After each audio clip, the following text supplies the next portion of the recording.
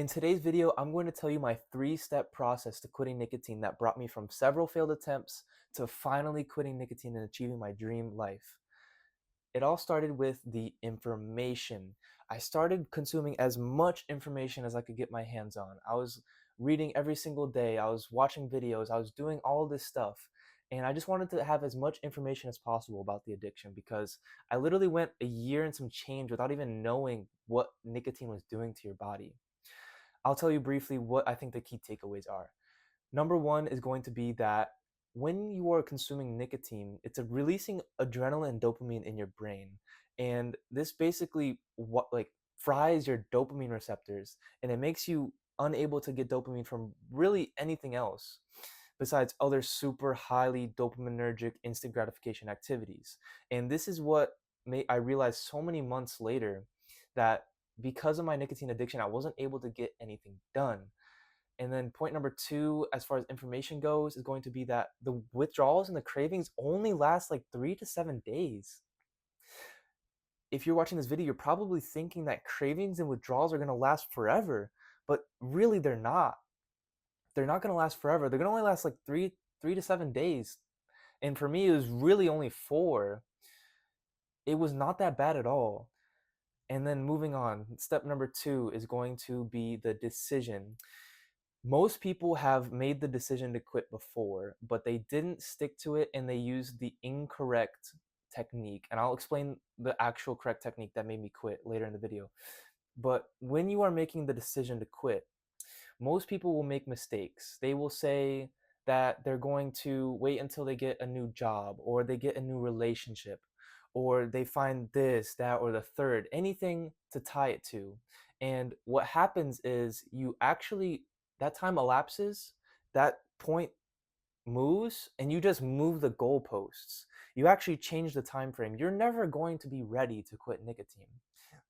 This was a harsh truth that I had to learn personally. I had to realize that there's never going to be the perfect time to stop smoking. It's never going to happen. The stars aren't going to align. There's not going to be some perfect person that comes along and helps you quit. It's not going to happen. You have to make the decision for yourself. And one of the most key things that I could say, I didn't have this personally, but I believe it will help you tremendously, is to be held accountable. Have an accountability partner. It could be a friend. You could tell your family that you're quitting. You could tell your friends that you're quitting. Or click the link in the description. I have a Discord. We can go one-on-one. I'll teach you how to quit nicotine and I'll hold you accountable myself. But that's besides the point. You don't have to do that, but it would help a lot. I think it would help a lot, right? And then moving on to the juicy part of the video, we're going to talk about the mindset. So the mindset all comes down to changing your beliefs.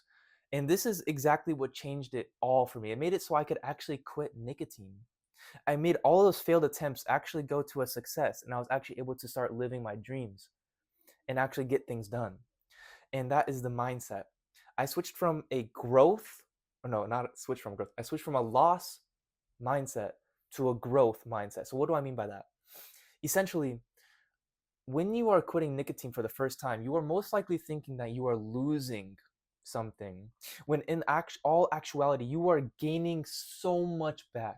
You are not losing anything when you are quitting nicotine, which is why I don't actually like the word quitting.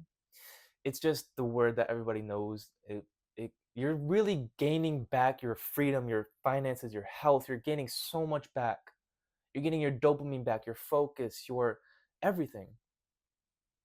You're getting all of that back. You are not losing. You are not losing a stress reliever. Nicotine does not relieve your stress. It relieves the stress of withdrawal symptoms. That's it. When was the last time you hit nicotine and you were like, "Oh, my problems are solved"? No, you just feel more prepared to tackle those problems because you killed the withdrawal symptoms for a short period of time. But if you quit nicotine, you would be more ready to tackle those problems all the time. You wouldn't have to go hit your vape or smoke a cigarette or pop a Zin in. You wouldn't have to do any of those things because naturally your brain is malleable. It will go back to normal. Trust me, guys. As an ADHD kid with an addictive personality, I quit all of these things. I quit nicotine and my brain is focused now. I can focus better than I was able to before. So no, it's not relieving stress. It's not helping you focus. I'm sorry to say. Actually, I'm not sorry to say. I'm very happy to say that that is the truth. Moving on. The second thing that, okay, this was actually a crazy game changer for me. This helped so much when I was quitting. So during the 3 days, the 3 to 4, like 3 to 7 days, most likely going to be only 3. During those days, when you are having the craving withdrawals, you are going to get the thought of a craving. And what's interesting is you don't have to let that become more than a surface thought. You have surface thoughts, millions, thousands of millions of surface thoughts all of the time. And you do not need to let those get into your brain. You do not have to indulge in those thoughts and start thinking deeply on them, because that is when you start going down the closer to relapse. That's when you're getting closer to relapsing. So this is the analogy that helped tremendously when I was quitting. It goes like this. So imagine that you're sitting on a beach and there's huge waves crashing down, just going crazy, going ham on the shore. And you have the option to go surf them and inevitably drown because they're so big, they're way too big. You can't do that. Or you have the ability to just sit back, sit on the shore, non-alcoholic beverage in hand, and just watch. You don't have to go surf, you can just watch. And that is essentially what ignoring and taking the power away from a craving is. Imagine the shoreline is your main frame, the thoughts that you actually allow yourself to indulge in and consume. And the waves are the surface thoughts that crash alongside, like intrusive thoughts, like the weird ones, like hitting somebody on the street with your car, like weird ones that you don't actually think about. Well, maybe you're crazy and you actually, whatever, you know what I'm trying to say.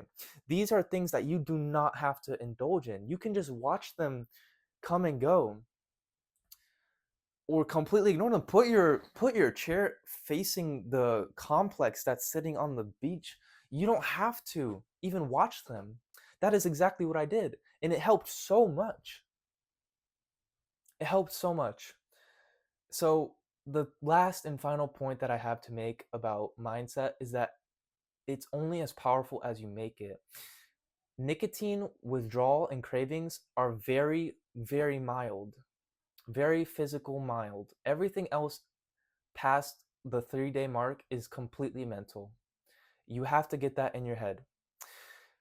And I have some other videos that describe how you should go about taking the power away from nicotine. I do go in depth about that. But other than that, that's pretty much it for today's episode. If you liked the content, go ahead and check out my other videos. And of course, the Discord link is in the description. If you want to talk to me one-on-one, completely free, no sales, nothing. I'm not going to upsell you. I'm not going to try to sell you anything. I'm going to speak to you one-on-one for free. And I will hold you accountable, like I said earlier in the video. If that interests you, check it out, okay? Peace out, guys.